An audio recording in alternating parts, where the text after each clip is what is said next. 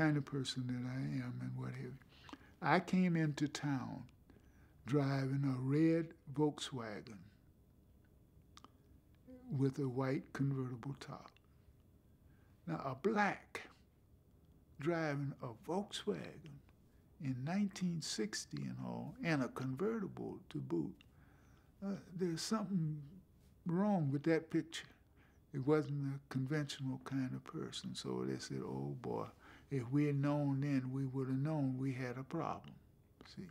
Because they couldn't get past, they were dealing with a person who had accomplished some things in his life, even though he was only 25 years of age.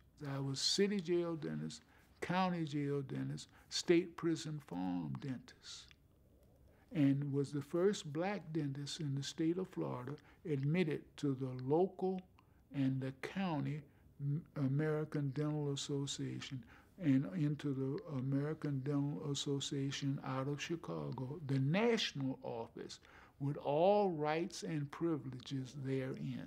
They brought in the highfalutin, I understand some people from as far as California, to get rid of this troublemaking burrhead bastard in St. Augustine.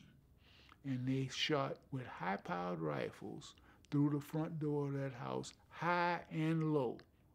And the dog got the bullets that came down low. And then if a human being had gone to that front door, standing up there in front of the door, either my wife would have been killed with the high-powered rifles, because those bullets went through several walls of the areas in the house, especially drywall. I got mail that had been opened and everything else, and what the post office made no what have you about it. They would seal it back with Scotch tape or masking tape or whatever and everything else. I walked the streets. I went anywhere and everywhere. Now, I didn't play crazy and go, into when I saw mobs gathering or crowds and everything else. I knew to move on, or I didn't go into a situation that didn't look too comfortable and all, because we had Klansmen and people in the middle of the day, even people passing through St. Augustine. I don't know what that hatred and all. We had blacks that would stop on US 1 and all. I think I-95 was just coming into operation and everything else, passing through St. Augustine.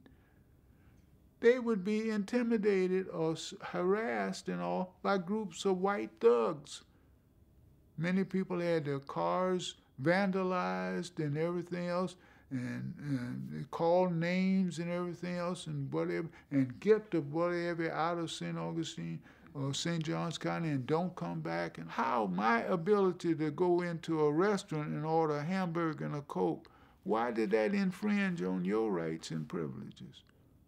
And yet many white people who had the elevated status decided that for blacks or others to be equal to them and all, that decreased their status. And I still don't understand that. For jobs and everything else and what have you and so forth and all. I won't even mention some of the other militant kind of things that they took up. We were expelled from the NAACP legalese and hierarchy as being too militant and too activist. In other words, they said St. Augustine, because of its population and its demographics, could not carry a civil rights demonstration on its own.